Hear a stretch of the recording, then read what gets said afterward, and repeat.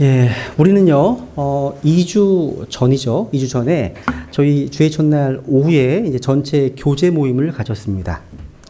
그때 가장 많이 나온 이야기 중에 한 가지가 우리 베다니 심리교회 주일학교에 대한 이야기들이 많이 나왔어요. 그죠?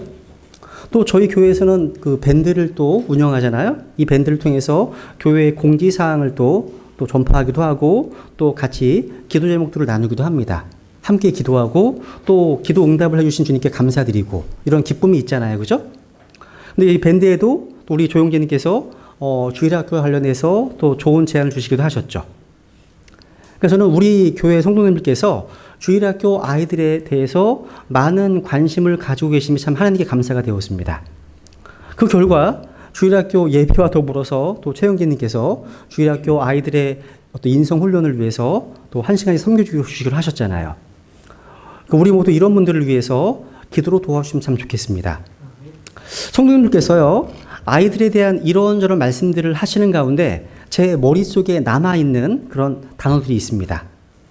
주일학교 아이들에 대한 질서, 책망, 또 엄격함, 엄함, 또 꾸짖음, 뭐 이런 단어들, 훈련. 저는 오늘 에스더 4장 이 본문을 통해서요, 모르드게 책망하는 모습과 또 에스더가 그것을 수용하는 모습을 통해서 우리 성경 신자들이 배워야 할 점이 많이 있음을 적나게 되었습니다. 제가 지난주에 살펴본 것처럼요, 모르드게는요, 에스더에게 위기를 만난 자기 동족을 위해서 아수에로 왕에게 나아가 탄원하라고 요청했습니다. 근데 그때까지만 해도 에스더는 나는 못합니다. 이건 불가능한 일입니다. 라고 거절을 했죠. 그러자 모르드게가 에스더를 향해서 수상 같은 책망을 던졌습니다. 한번 다시 보세요. 에스더서 4장 13절 14절. 같이 읽어보겠습니다. 시작. 그때 모르드게가 명령하여 에스더에게 회답하되 내가 왕의 집에서 모든 유대인들보다 더 잘 피하리라고 스스로 생각하지 말라. 이때 내가 전적으로 잠잠하면 유대인들은 다른 곳으로부터 해방과 구출을 받으려니와 너와 내 아버지 집은 멸망하리라. 내가 이와 같은 때를 위해 이게 들어갔는지 누가 알겠느냐 하니라. 제가요, 이 말씀을 읽을 때 등골이 오싹했어요. 생각해 보세요. 잘못 들으면 이게 상처받기 딱 좋은 말이에요. 보세요. 아마 우리 같았으면 거의 다 상처받았을 것 같습니다. 거의 반 협박과 같은 이런 강한 권면 앞에서 상처받지 않은 사람이 얼마나 됐을까요? 그런데 놀랍게도 에스더는요, 저주에 가까운 모르드게의 책망 앞에 상처를 받은 것이 아니에요. 토 하나 달지 않고 그대로 순복하며 순종했습니다. 그리고 마음을 고쳐먹고 내가 죽으면 죽으리이다 하고 결단했습니다.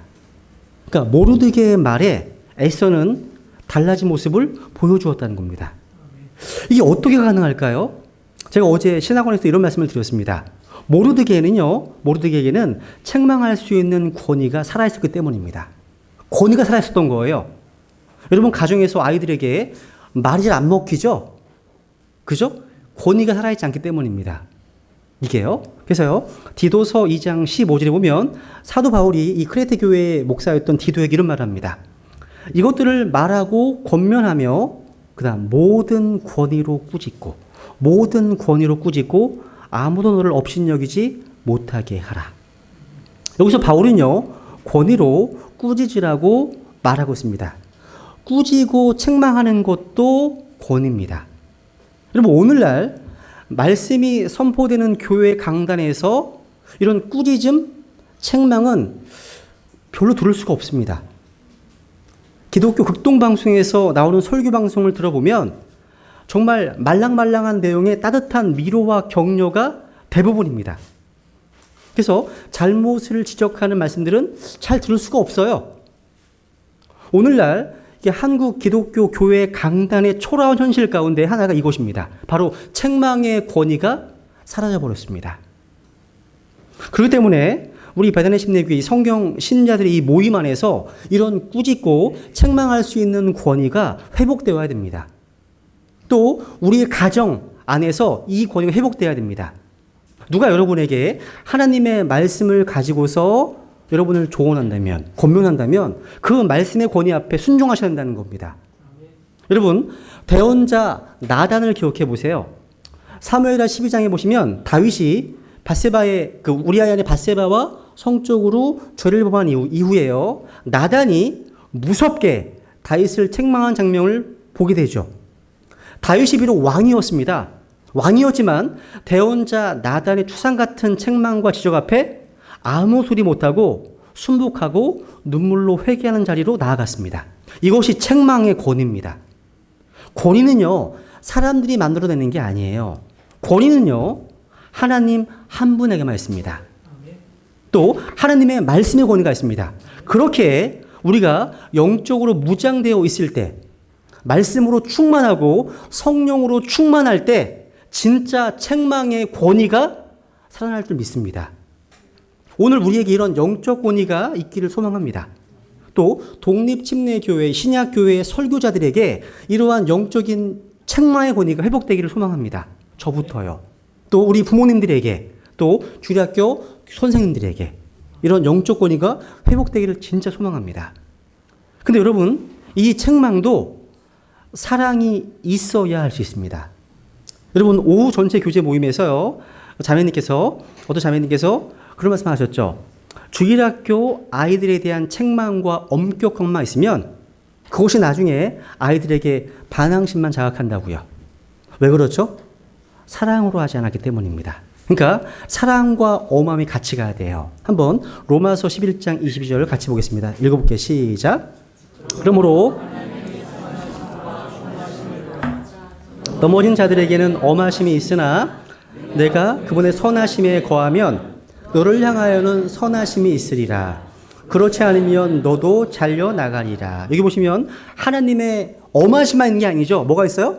하나님의 선하심과 엄하심을 보라 말씀하십니다. 하나님의 선하심과 엄하심. 그러니까 엄하심만 있으면 균형을 잃은 겁니다. 우리의 하나님은요, 선하심과 엄하심이 균형 잡혀 계신 분이십니다. 저는 이런 면에서 김홍훈 기님하고 최수영 기님이 균형이 있는 것 같아요. 균형이 잡혀 계신 것 같아요. 두 분이. 그러니까 우리가 누군가를 책망을 할 때 아버지의 심정을 회복해야 됩니다. 사실 모르드게는 에스더의 실제 아버지가 아니었습니다. 그죠? 그럼에도 모르드게를 보면 아비의 심정이 느껴져요. 왜 그렇습니까? 에스더는요, 모르드게의 독설에 가까운 충고를 듣고도 상처가 없어요. 상처가 없습니다. 어떻게 가능하지? 그때 생각 발견한 구절이 있습니다. 여기 위에 에스더서 2장에 보시면 7절에 보세요.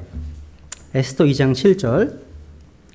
그가 자기 삼촌의 딸 하다사, 히브리어는 하다사입니다. 별이란 뜻이죠. 하다사 곧 에스더를 양육하였으니 그녀에게는 아버지나 어머니가 없었더라. 그 처녀는 용모가 곱고 아름답더라. 그녀의 아버지와 어머니가 죽은 뒤에 죽었습니다. 일찍. 모르드게가 그녀를 자기 딸로 삼았더라. 자 보세요. 모르드게가요, 책망할 수 있는 권위를 부여받게 된 이유가 여기에 있습니다.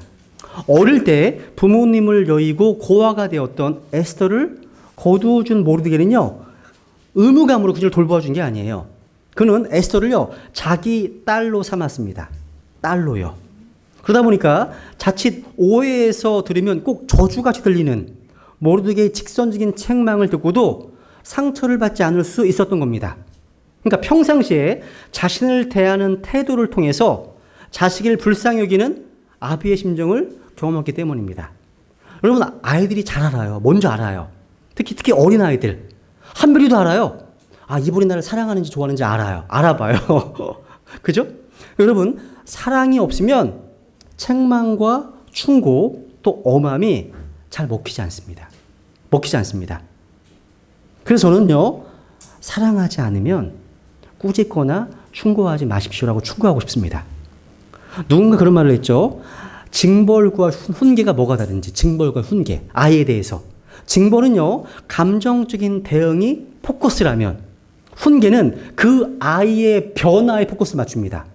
아이의 변화에. 언젠가요, 어떤 목사님의 글에 이런 이제 스토리가 실렸습니다. 그 교회가 좀 큰 교회였던 것 같아요. 그 교회 관리하시는 집사님이요, 교회 앞마당에 2마리의 개를 키웠습니다. 얼마나 정성을 다해 키우는지 몰라요. 그 모습에 감동을 받았답니다. 모습에요.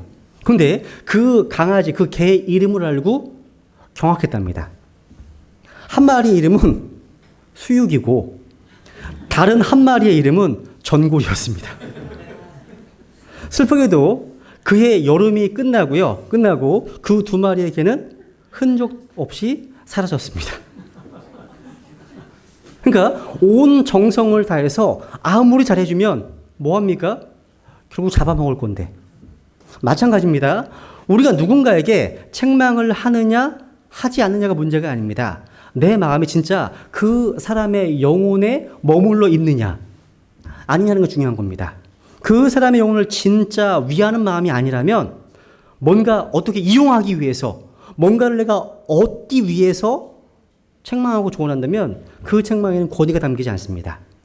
우리가 하나님 앞에서 진심으로 한 영혼을 그 자체로 존중해주고 귀히 여길 때 거기에 책망의 권위가 실리는 겁니다. 그러니까 아버지의 심정으로 전해진 제대로 된 책망이 필요하다는 거죠. 성경은 이런 책망의 사랑이 필요한데요. 손가락이 아니라요. 보세요. 데살로니가서 2장 6절과 7절에 보시면 또 우리가 그리스도의 사도로서 부담을 줄 수도 있었으나 너희에게서든지 다른 사람들에게서든지 우리가 사람들에게서는 영광을 구하지 아니하고 그다음 유모가 자기 아이들을 돌보듯 너희 가운데서 부드러운 자가 되었으니. 그러니까 책망이요, 효과를 발휘하기 위해서는 한 영혼이 하나님의 형상을 닮은 존귀한 인격체임을 먼저 인정하는 태도가 필요합니다. 그리고 책망하기에 앞서서 아비의 심정으로 이런 사랑이 필요하다는 겁니다. 그때 진짜 책망의 권위가 살아납니다. 그때 교정이 되는 겁니다. 그래서 진심으로 자녀를 사랑하는 마음, 진심으로 다른 지체들을 사랑하는 마음, 그 마음이 책망의 권위를 만들어냅니다. 두 번째. 근데 여러분, 에스더가 될 수 있었던 것은 모르드게가 있었기 때문임을 보게 됩니다. 에스더서의 주인공은 에스더입니다. 책 이름만 봐도 알 수 있죠? 근데 에스더가 되기 위해서는 모르드게가 필요했습니다. 에스더의 배후에 모르드게가 없었다면 에스더도 있을 수 없습니다. 그러니까 모르드게와의 만남의 축복을 누렸기 때문에 에스더가 성경에 기록될 만큼 그렇게 아주 훌륭한 여인이 될 수 있었습니다. 그러면서 제가 저의 인생을 돌아보게 되었습니다. 저의 신앙 여정에 대해서 짧게 제가 한번 간증을 드려보겠습니다. 저는요, 1992년도에 예수 그리스도의 십자가 보혈로 죄사함 받고 하나님의 자녀가 되었습니다. 그러니까 하나님과의 만남을 통해서 저의 삶이 180도 변하게 되었습니다. 그날을 저는 결코 잊을 수가 없습니다. 제가 구원을 받고 처음 신앙생활을 했던 그런 교회는요, 큰 교회가 아니었습니다. 청주에 있는 한 30명, 40명, 저희 교회보다 좀 작은 30명 정도 되는 그런 조그마한 교회였습니다. 근데 그 교회는 세워진 지 얼마 안 된 아주 역사가 짧은 교회였습니다. 그런데 모든 지체들이 신실했고 아주 헌신적이었습니다. 그리고 교리적으로도 아주 건전한 편이었습니다. 개역 성경이었지만 그 성경을 하나님의 말씀으로 믿고 순종하려고 했습니다. 그리고 클래스 락킨 아시죠? 락킨의 세대적 진리를 어느 정도 받아들였습니다. 그러니까 어느 정도로 하면 개역 성경의 한계 때문에 온전히 받아들일 수는 없기 때문입니다. 그럼에도 환란전 휴거와 전천년주의를 표방했지만 뭔가 그 당시에 부족한 세대주의의 입장을 견지했습니다. 그리고 워치만 니의 책이나 알반 더글라스나 앤드류 모레이 같은 이런 유익한 경건 서적들을 추천도서로 읽게 만들었습니다. 그래서 일반 제도권 교회보다 복음과 진리에 있어서 훨씬 더 많은 성경적 진리들을 가르치고 증거했던 교회였습니다. 그리고 실행적인 면으로 봐도 복음 전파와 교회 모임에 아주 헌신되어 있는 무리였습니다. 하나님의 말씀을 사모했고요, 예수 그리스도를 뜨겁게 사랑하는 지체들이었습니다. 제가 92년도에 구원을 받고 95년도에 킹 제임스 성경을 알고 분리하기까지는 거의 매일 교회에 가서 뭐 전도자 훈련 및 성경 공부 모임, 성경 읽기 모임 등에 다 참여했습니다. 그 당시에는 대학생이었고요. 고시를 공부하다가 구원을 받았기 때문에 구원받은 후에는요. 고시 공부가 안 들어와요. 잘. 들어오지 않았습니다. 그래서 하루 종일 고시원 가서 성경 공부에 집중하고 있었습니다. 근데 이 교회는요. 항상 복음 상담이 끊이지 않았고요. 계속 이어졌습니다. 복음 상담 중에 있는 영혼들의 구원이 항상 교회에 우선되는 기도 제목이었습니다. 그리고 가족과 친구와 친지들의 어떤 구원을 위해서 항상 마음에 품고 항상 기도했습니다. 그리고 6개월에 한 번씩 진행되는 교회 복음 집회에 그분들을 초대하기 위해서 정말 많은 애를 썼습니다. 그래서 1년에 2번 정도 어떤 세미나를 열어서요. 믿지 않는 자들을 초대해서 그들의 눈높이에 맞춰서 차근차근 살아계신 하나님을 증거하고 복음을 전했습니다. 또 사역자, 또 복음 전도자를 위해서 전도 자료를 모읍니다.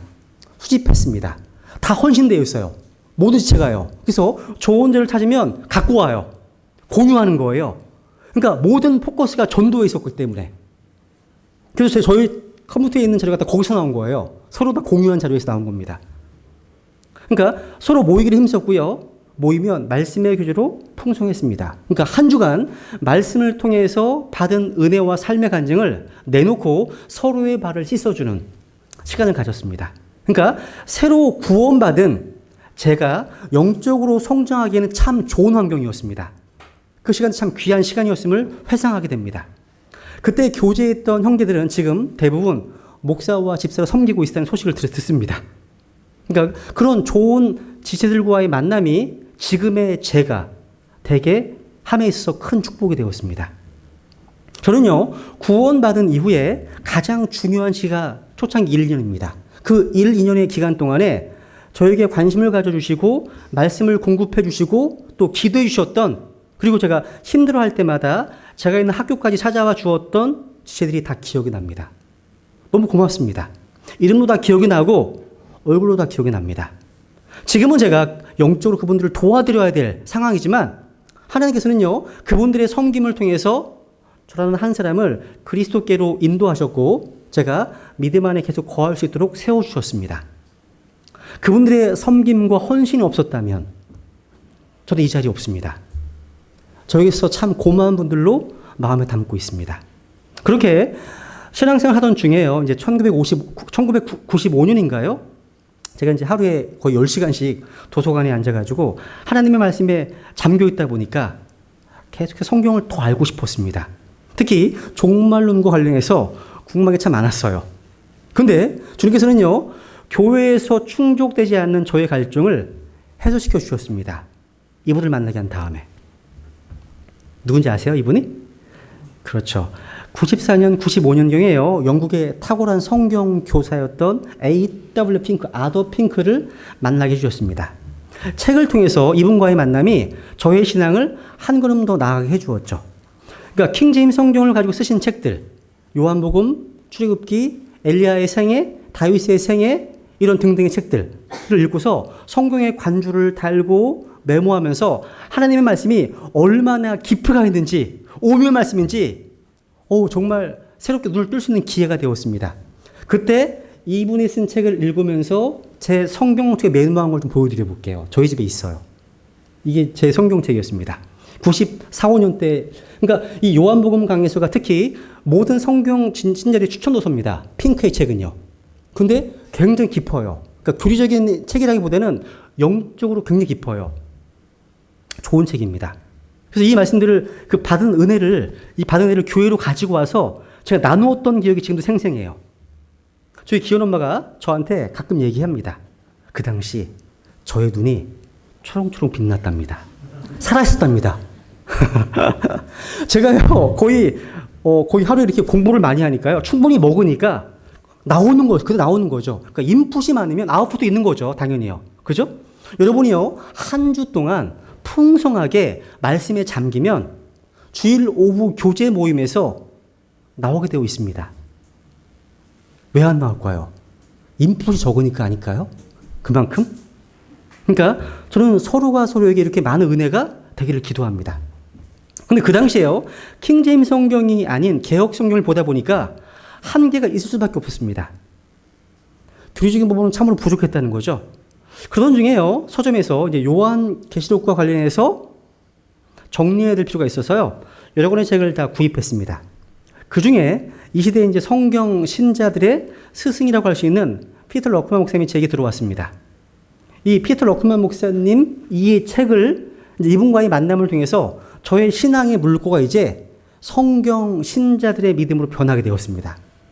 그러니까 이번에 책을 읽으면서요, 킹제임스 성경도 알게 되었고 성경의 역사와 교회의 사에 대해서도 공부하게 되었습니다. 그러면서 다른 성경 신자들의 책들도 저에게 들어오기 시작했고, 그러는 과정에서 제가 몸담았던 교회에서 나오게 되었습니다.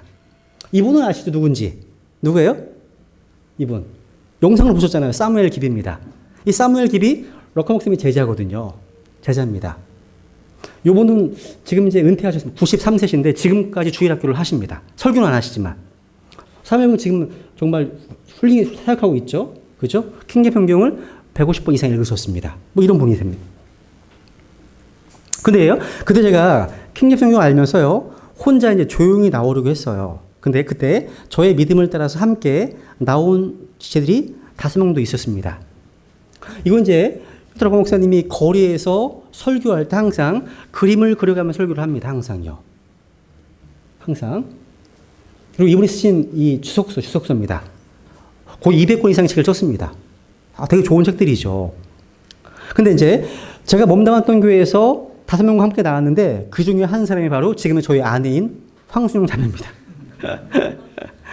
그 당시에요, 제가 몸담았던 그 교회에서 나온 이후에 킹제임스 성경을 믿고 실행하는 성경 신자들의 어떤 신약 교회를 찾다가 제가 1996년 이제 공군 장교로 군 생활을 하게 되었기 때문에 대구와 부안에서 이제 근무하게 되었습니다. 그때는 이제 어디 가냐면 어디 갔어? 이분 아시죠? 전주소망침례교회에 출석했습니다. 그때 이 저희 교회에 김태정기님을 뵙게 되었죠. 20년 된 것 같아 벌써요. 그러다가요, 1999년도에 이제 오산 에어베이스, 오산 비행단에 이제 미군 전담 전투기 관제사로 근무하면서 이제 송탄으로 가게 됐습니다. 그곳에서 이제 이 브로스 라스코 목사 선교사님 지금 은퇴하셨는데 이 선교사가 사역하는 이 라이트하우스 등대 침례 교회에 또 출석을 했습니다. 그러니까 미군 중심의 교회였다는 거죠. 그러다가 진리 침례 교회에 이제 김익기 목사님 소식을 듣게 되었고, 이제 그분과의 만남을 통해서 제가 2001년에 군에서 제대하면서 이제 그 교회 멤버로 섬기게 되었습니다. 사실 저는 김익기 목사님 이분이 있습니다. 이분이세요. 형 목사님 여기 계시고, 그죠? 근데 사실 저는 2001년도에요, 군에서 제대하면서 바로 신약교회를 시작하려고 했습니다. 그때 제가 29살의 나이였던 것 같아요. 그래서 교회 이름도 줬어요. 그때요. 오픈 도어 베프티스트 처치, 열린문 침례교회. 전도 찍고 막 기억이 납니다. 그런데 제가 마음에 걸린 게 있었습니다. 뭐냐면 제가 한 번도 신약교회에서 정상적으로 규칙적으로 신앙생활을 해본 적이 없는데 그 교회를 세운다는 것이 마음에 걸렸습니다. 저는 단순히요, 제가 경험한 교회, 제가 생각하는 교회를 세우려고 하는 것이 아니라 신약 성경에서 말씀하시는 교회의 모습과 가장 일치하는 신약 교회를 세우려고 하기 때문입니다.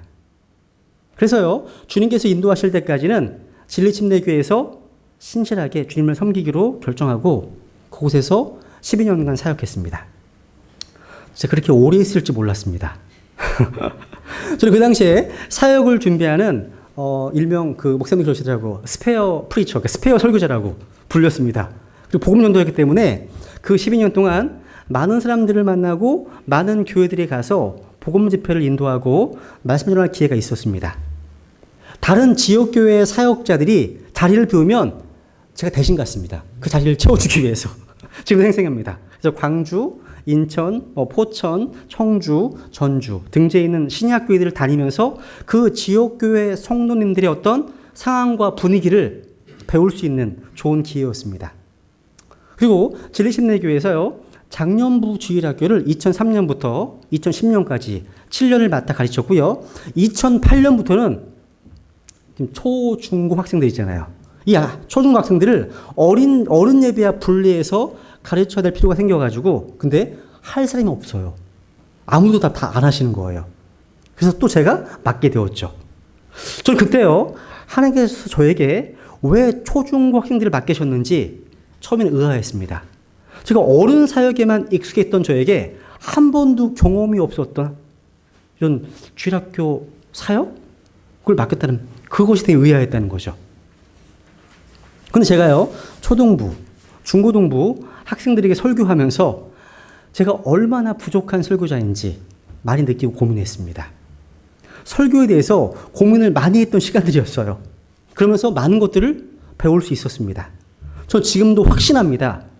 초등부, 중고등부 학생들에게 들릴 수 있는, 그 아이들이 집중할 수 있는 설교를 누군가 할 수 있다면 그분은 당장 다른 지역에 가서 사역해도 성공할 수 있다. 확신합니다. 어른들은 사역하기 쉽잖아요. 말이 통하니까. 그죠? 그러니까 그 교회에서 주일학교 아이들과의 만남이 저에게 축복이 되었다는 겁니다. 그리고 이제 주님의 인도하심 가운데 이 베다니 침례교회에서 이런 좋은 성도님들과 만나게 되어서 하나님께 너무 감사하고 이 만남이 저에게 축복이 되었습니다. 저만 아니라고 생각합니다. 여러분들의 신앙 여정에 있어서 어떠한 만남의 축복이 있었는지는 모르겠지만 지금부터라도 우리 서로 하나님 앞에서 이런 만남의 축복을 구했으면 좋겠습니다. 여러분 성경에 보면요. 평범한 농부였던 엘리사가 엘리야라고 하는 위대한 대언자를 만남으로 위대한 사역자가 되었습니다. 디모데도 마찬가지죠. 디모데 전후서를 보면 그 길을 먼저 걸어갔던 바울이 얼마나 주옥 같은 말씀으로 아주 세심하게 젊은 목회자 디모데를 멘토링했는지를 알 수 있습니다. 디모데에게 이 바울과의 만남에는 축복이 있었기 때문에 그의 삶이 귀할 수 있었습니다. 이렇게 만남의 축복이 중요한 거예요. 그렇기 때문에 우리가 이 만남의 축복을 누릴 수 있도록 또 우리 아이들이, 자녀들이 좋은 사람들을 만날 수 있도록 기도하는 게 중요합니다. 중요합니다. 그럼 기도하세요. 아이들을 위해서 좋은 선생님 만날 수 있게 해주십시오. 좋은 친구들. 정말 중요한 거예요. 근데 기도가 여기에서만 그치면 안 돼요. 덧붙여 구해야 될 것이 있습니다. 그러니까 우리가 만남의 축복을 누리는 것뿐만 아니라 우리도 그 누군가에게 남편에게 있어서 아내에게 있어서 다른 누군가와 같은 사람들에게 있어서 모르드게와 같은 존재가 되게 해달라고 엘리야 같은 존재가 되게 해달라고 바울 같은 존재가 되게 해달라고 여러분 나의 남편과 아내가 마음에 안 들어도 여러분 자신이 먼저 좋은 남편이 되십시오. 좋은 아내가 되어주십시오. 그분들에게 여러분이 축복된 배우자가 되기 위해서 결단하십시오. 좋은 아빠가 되고 좋은 자녀가 되시라는 겁니다. 저 혹시 지금까지 이런 만남의 축복을 누렸기 때문에 지금의 이 자리에 있을 수 있었습니다. 또 앞으로도 계속해서 이런 만남의 축복들을 계속 주시기를 소망합니다. 그래서 우리 모두가 다요, 누군가의 삶에 있어서 좋은 멘토, 좋은 스승, 좋은 성도로 좀 좋은 영향력을 끼칠 수 있는 사람이 되기를 소망합니다. 세 번째. 이제 모르드게의 책망에 에스더가 어떻게 반응했는지 한번 살펴보겠습니다. 여기 이제 에스더의 모습에서요, 우리가 본받아야 될 귀한 모습들이 발견됩니다. 이미 본 것처럼요, 모르드게는요, 왕에게 나아가서 민족의 위기를 알려달라고 지금 요구했죠. 근데 그 요청에 난색을 표현했던 에스더에게 아주 가혹할 정도로 혹독한 말을 내뱉었습니다. 이런 직설적인 꾸지람할 수 있는 이 모르드게의 모습도 귀하지만 저는 더 귀한 게 뭐였을까요? 바로 에스더의 수용성입니다. 수용성이라는 거죠. 어떤 분에게는 이런 직선적인 꾸지람과 책망이 낙심과 좌절과 심지어 큰 상처가 되지만 어떤 사람에게는 이게 생명의 밑거름이 되었다는 겁니다. 에스더는 후자에 해당합니다. 에스더는요, 모르드게의 당황스러운 직원의 상처는 고사하고 그의 말을 있는 그대로 다 수용했습니다. 그리고 자신의 태도를 수정했습니다. 에스더에게 이런 태도가 없었다면 아무리 모르드게의 책망이 있었다 해도요, 좋은 결과를 맺을 수 없을 것입니다. 이런 측면에서요, 모르드게의 책망도 본받아야 할 중요한 덕목이지만 누가 들어도 분노할 수밖에 없는 이야기를 왜곡하지 않고 있는 그대로 받아들이는 에스더의 수용성, 유연성이라고 할까요? 이런 것이 정말 중요합니다. 특히 신앙생활에 있어서 이런 수용성은 정말 중요한 사안입니다. 나와 다른 관점, 나와 다른 견해에 대해서 존중하는 자세, 유연한 자세가 필요하다는 거죠. 수용성이 왜 중요할까요? 예수님도 이렇게 말씀하셨습니다. 같이 읽어볼게요. 마태복음 9장 시작. 사람들이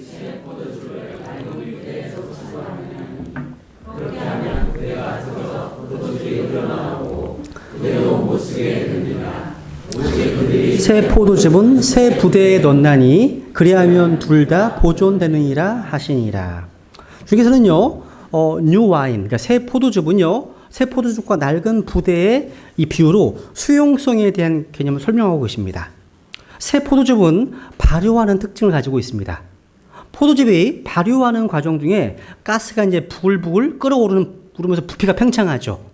그래서 다시 사람들은요, 포도즙을요, 담는 용기로 염소와 양의 어떤 가죽으로 만든 부대를 사용했습니다. 그 이유는 이 가죽이 내용물이 팽창해서 부피가 늘어나면 그에 맞게 늘어나는 신축성을 가지고 있기 때문이죠. 근데 문제는요, 처음에 좋은 신축성으로 발효하는 어떤 와인을 소화해냈던 가죽 부대가 시간이 흐르면서 신축성을 잃고 경직된다는 겁니다. 그렇기 때문에 낡은 가죽 부대에 새 포도즙을 담으면 발효해서 늘어나는 부피를 감당하지 못하고 결국 뻥 터져버리고 만다는 겁니다. 참 많은 것들을 생각하는 말씀 아닙니까? 예수님은 우리에게요, 낡은 가죽 부대로 살면 안 된다는 메시지를 주고 있는 겁니다. 즉 믿는 성도들의 경직된 태도가 큰 문제라는 겁니다. 저는요, 저희 베드레 심내교회 지체분들이 시간이 지나면서 점점 더 경직된 교인, 묵은 교인이 될까봐 두렵습니다. 딱딱하게 굳어진 낡은 부대가 될까봐 두렵습니다. 아무리 말씀으로 권면하고 책망해도 이미 굳어져 있는 생각을 바꿀 마음이 전혀 없다면 그 사람은 낡은 가죽 부대일 수 있습니다. 근데 여러분, 처음부터 그러진 않았잖아요. 주의 말씀 받은 그날 누구에게든요, 눈물로 말씀을 받고 감격했고 반응했던 때가 있지 않으세요? 종종 새로 구원받으신 분들의 글이나 새로 신약교를 나오신 모습을 보면 은혜가 될 때가 있습니다. 그 믿음이 얼마나 순수한지 몰라요. 그 믿음이요. 그러니까 놀라운 신축성으로 말씀을 받아들입니다. 제가 지난주 모르드게를 통해서 확신과 사명을 발견했는데요. 몇몇 형제님들께서 또 아까 기도하실 때 그 말씀을 자신의 삶에 적용하는 모습이 참 감사합니다. 우리 모두 처음에는 이렇게 시작했어요. 이 모습이 주님이 오시는 그날까지 계속 부드러운 마음, 유연한 마음이 이어지기를 정말 소망합니다. 딱딱한 거 안 좋은 거예요. 유연한 마음. 종종 이 바른 성경과 바른 교리를 믿는다고 해서 성경 신자들임에도 불구하고 이런 경직된 태도를 볼 때가 있습니다. 그러니까 어떤 주제에 대해서 다른 각도로 볼 수 있는데 특히 한 사람만의 책을 읽을 때 편향될 수 있습니다. 그 사람이 복음과 성경에 대한 믿음이 동일하다면 어려운 교리에 있어서 서로 다르더라도 좀 유연하게 서로 존중하는 태도를 견지하시면 좋겠습니다. 그 다음 이제 마지막 네 번째. 에스더는요, 하나님을 철저히 의지하면서 도전했습니다. 에스더는요. 여러분, 한국경제인연합회에서요, 사람을 채용할 때 가장 중요한 요소, 뭔지 아세요? 도전 정신과 열정이었습니다. 이게 스펙은요, 1점밖에 안 되더라고요. 이게 제일 중요한가 봐요. 실제는 모르겠습니다. 근데 에스더는요, 모르드게 이렇게 선언했습니다. 한번 같이 읽어볼게요. 시작. 가서 수산에 있는 모든 유대인들을 함께 모으고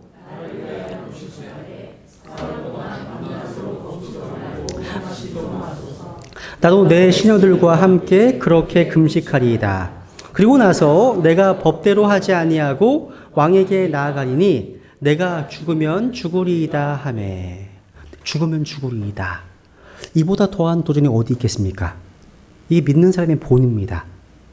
여기서 에스더가 견지하고 있는 두 가지 균형이 있어요. 하느님을 절대적으로 의지하면서 또 한편으로는 그 믿음을 이론이나 생각으로만 가지고 있지 않았다는 겁니다. 죽으면 죽으리이다 라는 결심을 실제 행동으로 옮겼다는 겁니다. 여러분, 갈렙 아시죠? 갈렙이라는 인물 아시죠? 갈렙은요, 여호수아 14장에 보시면 85세의 고령임에도 불구하고 험하다고 정평이 난 헤브론 땅을 하나님께 구했습니다. 그러므로 이제 그날 주께서 말씀하신 이 산을 내게 주소서. 거기에 아낙 족속이 있었으며 그 도시들이 크고 성벽으로 둘린 것을 당신도 그날 들으셨나이다. 그러나 주께서 나와 함께 하시면 주께서 말씀하신 대로 내가 그들을 쫓아내리이다 하매. 여러분, 여기는 아낙 족속 보이시죠? 이 아낙 족속은요, 키가 2m가 훨씬 넘는 거인들이었습니다. 골리앗도 거인이었죠? 그런 무서운 적들이 포진해 있는 곳을 정복하겠다고 자기가 달라는 겁니다. 이 산을 내게 달라고요. 내가 도전하겠습니다. 그러니까 이 갈렙의 이 고백도요, 에스더와 마찬가지로 두 가지 균형을 견지고 있는 겁니다. 그 도시들이 크고 성벽으로 둘렸다 할지라도요, 주님께서 함께 하시면 능히 쫓아낼 수 있습니다. 라고 하는 그런 고백, 믿음의 고백이라는 겁니다. 하나님에 대한 절대적인 신뢰. 그러니까 입술로만 떠드는 그런 어떤 믿음의 고백이 아니라 실제 그들을 쫓아내겠다. 행동이 그것입니다. 그러니까 키가 2m가 넘는 아낙 자손들을 이미 노인이 된 갈렙이 싸울 수 있는 상대가 아니죠. 근데 하나님을 신뢰하는 자들에게 주시는 놀라운 에너지가 있었기 때문에 이 갈렙에게 이런 도전 정신이 일어날 수 있었던 겁니다. 우리도 마찬가지예요. 에스더처럼 또 갈렙처럼요. 우리 앞에 장애물들이 많이 있어요. 가정적으로 또 직장에서 또 사회적으로 많이 있죠. 그때 하나님께서 함께 하신다고 하는 하나님에 대한 신뢰를 가지고 믿음으로 도전하십시오. 능히 이겨낼 수 있습니다. 승리할 수 있다는 거죠. 근데 에스더가 처음부터요, 죽으면 죽으리이다 라고 도전했던 것이 아닙니다. 그녀도 우리와 똑같이 나약한 심정을 가졌습니다. 그러니까 위기를 만난 이스라엘 백성들을 위해서 왕 앞에 나아가 탄원하라고 하는 이런 모르드게의 부탁에 처음에는 안 된다고, 못한다고 거절했습니다. 그래서 이런 에스더를 향해서 모르드게는 무섭게 꾸짖었고요. 그 지적에요, 에스더가 생각을 고쳐먹었습니다. 담대히 결단했다는 거죠. 사실 여러분, 에스더가요, 왕 앞에 나아가기를 주저했던 것은 충분히 이해할 수 있는 부분이었습니다. 우리도 그런 상황이었다면 두려워했을 것 같습니다. 여러분, 에스더가 거절할 수밖에 없었던 이유를 다시 한번 보세요. 에스더 4장 11절 같이 읽겠습니다. 시작. 왕의 모든 신하들과 왕의 지방들의 백성들이 알거니와 남녀를 막론하고 누구든지 부름을 받지 아니하고 안뜰에 그에 나아가면 왕의 법은 그를 죽이는 것 하나뿐이며 다만 왕이 그 사람에게 황금호를 내밀어야 그가 살리이다. 그러나 이제 내가 부름을 받지 못해 왕에게 나아가지 못한 지 이미 30일이 되었나이다 하라. 인간적으로 보면 다 맞는 말이에요. 에스더는요, 이 아하수에로 왕이 얼마나 중심 없이 감정에 따라서 막 권력을 휘두르대는 사람인지 알고 있던 터였습니다. 그리고 그 성격 때문에 와스티 왕후가 폐위당했습니다. 게다가요, 에스더가 처한 현실은요, 어땠습니까? 왕의 관심이 끊어진 지 벌써 30일이 되었습니다. 이런 상황에서 함부로 왕 앞에 나아갔다가는 변덕스러운 왕에게 어떠한 봉변을 당할지 모를 일이었다는 거죠. 이런 상황이니까 에스더가 가진 두려움은 이해할 수 있는 당연한 감정이었다는 거죠. 근데 이런 에스더의 그러한 두려움이 어떻게 변했습니까? 모르드게의 그런 지적을요, 유연성 있는 마음, 믿음으로 받아들이고 나니까 그 두려움이 담대함으로 바뀌었다는 겁니다. 여러분, 우리 안에 두려움 있는 건 제게 정상입니다. 다 있습니다. 두려움이 다 있습니다.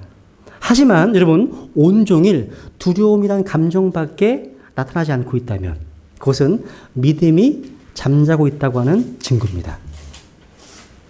믿음이 우리 안에서 작동이 되면요, 두려움 가운데서도요, 뭔가 이해할 수 없는 평안함이 있게 됩니다. 경험하게 된다는 거죠. 이것도 경험하는 것이 믿음이라는 겁니다. 제가요, 베다니 심리교회를 개척하기 전에요, 다른 교회에서 사역에 대한 제안들을 5번 이상 받은 것 같습니다. 캐나다에서 또 작년에 호주에서. 근데 그 중에 기억나는 교회가 미국의 어떤 교회였는데요. 그 교회에 오면 사택을 주겠다. 또 자녀 학자금 다 주겠다. 그리고 모든 게 갖추어진 교회였습니다. 근데 한 가지 조건이 있었어요. 다른 곳에 가면 절대 안 된다. 이 교회에서 뼈를 묻어야 된다. 이런 조건이 있었던 거예요. 이게 또 뭐야? 저는요, 성령님께서요, 저의 삶을 자유롭게 인도하고 계심을 믿기 때문에 어떤 족쇄를 채우는 것은 하나님 뜻이 아니라고 믿습니다. 그래서 그런 모든 제안들이 아닌 이 베다니 심리교회라는 이름으로 이 동탄이라는 지역에 교회를 개척하게 되었다는 거죠. 아무것도 없는 상황에서, 다른 교회에서 아무런 지원도 없이 시작했던 모임에서, 이렇게 좋은 장소에서 좋은 지혜들과 함께 신약 교회를 이루게 하셨다는 것, 참 신기할 따름입니다. 하나님께서는요, 그런 것 같아요. 편한 길로 가지 말라고. 쉬운 길로 가지 말라고. 여러분, 편한 길, 쉬운 길이요, 하나님의 어떤 축복일 수도 있지만 우리를 나약하게 할 수 있습니다. 하나님께서는 저와 여러분이요, 이러한 도전 정신을 회복하기 원하신다는 겁니다. 여러분, 제가 영화를 본 게 하나 있어요. 이게 뭐예요? 명량. 보셨죠? 그죠? 보신 분들. 안 보신 분들이 반 되시네요. 경건하십니다. 경건하십니다. 여기 이 명량에 보시면요, 이 수진 장군이 했던 아주 유명한 말이 있죠. 그렇지. 그렇지. 잘했어. 신에게는 아직 12척의 배가 남아있사옵나이다. 이게 꼭 도전 정신으로 가득한 말 같지 않으세요? 그죠? 그러니까 아직 끝이 아니라는 거예요. 여러분, 현대그룹을 창업했던 분이 누구예요? 예? 예, 정중 회장님이시잖아요. 그죠? 이 정중 회장이 이런 말을 해요. 그러니까, 보세요. 불가능하다고? 해보긴 했어? 뭐 이렇게 막, 이런 말, 목소리 그러시잖아요. 해보긴 했어? 이러면, 해봤어? 이런 말 많이 하셨답니다. 그죠? 이게 도전 정신에 대한 얘기예요. 여러분, 2002년 월드컵에서요, 우리나라 축구를요, 4강 신화에 올려놓은 히딩크 감독 아시죠? 히딩크 감독이요, 16강 진출을 확정짓고 나서 남겼다는 말. I'm still hungry. 난 아직도 배고프다. 이런 말. 또 여러분, 그 애플사의 스티브 잡스 아시죠? 이 스티브 잡스가 이 스탠포드 대학에서요, 연수를 했는데 이런 말을 했습니다. Stay hungry, stay foolish. 늘 뭔가 갈구하라. 또 늘 foolish, 우직하라. 이런 단어, 우직하라. 이런 말을 했습니다.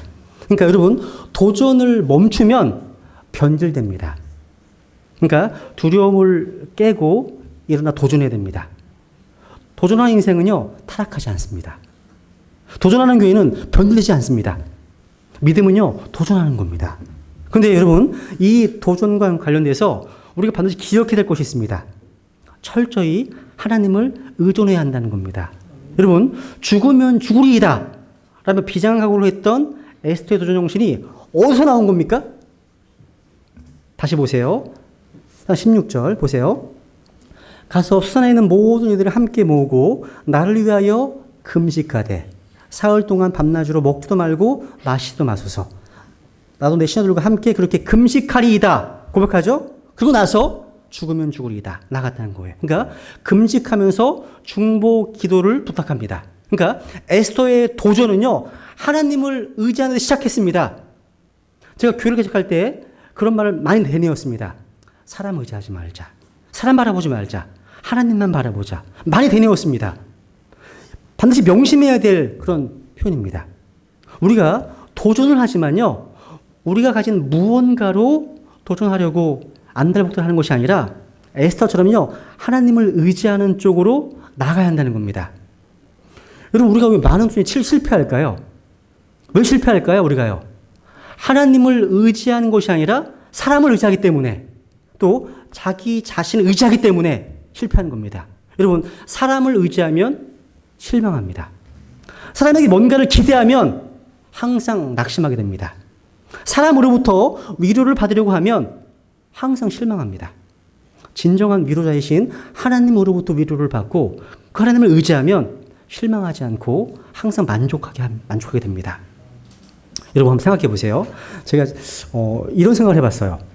상식적으로 생각할 때 에스더가요, 자기를 부르지도 않았던 왕 앞에 나아가겠다고 결심했습니다. 그죠? 이런 마당에 가장 먼저 해야 될 일이 뭘 것 같으세요? 아마 여러분, 여기 자매님들, 뭘 먼저 하실 것 같으세요? 네? 그렇죠. 그렇죠. 곱게 화장을 하고, 분도 바르고, 그죠? 향수를 좀 뿌리고 막, 세상 말로 좀 되게 섹시하다고, 그런 꾸미고 나아가서 외모에 약한 왕을 홀려하지 않겠습니까? 그죠? 그렇잖아요. 근데 에스더는 뭘 결정했어요, 지금요? 금식을요. 금식하면 우선 입에서 냄새가 나요. 냄새 납니다. 또 금식하면 자매님들은 화장이 잘 안 받는데요. 피부가 푸석푸석해진답니다. 어떻게 해서든 간에요, 왕의 호의를 얻어내야 하는 에스더 입장에서는요, 절대 금식하면 안 돼요. 이해가시죠? 무슨 얘기인지. 얼굴에서 윤이 나도록요, 좋은 건 먹고, 잠도 충분히 자고요, 피부 관리부터 들어가야 합니다. 그렇지 않으세요? 근데 금식이라니. 한번 생각해 보세요. 에스더는요, 이런 도전을 앞두고서 자신의 아름다운 용모나 자기가 가진 그 무엇으로 승부하지 않았다는 겁니다. 전적으로 하나님을 의지하는 방식을 취했다는 거죠. 이것이요, 우리가 에스더에게서 배워야 하는 놀라운 정신입니다. 제가 적어놨네, 그죠? 그죠? 한번, 그래서 우리가 하나님을 의지할 때 두렵지 않습니다. 시편 56편 한번 같이 읽어볼게요. 시편 56편 4절. 이 말씀을 읽고 이제 정리하겠습니다. 같이 시작. 하나님 앞에서 내가 그분의 말씀을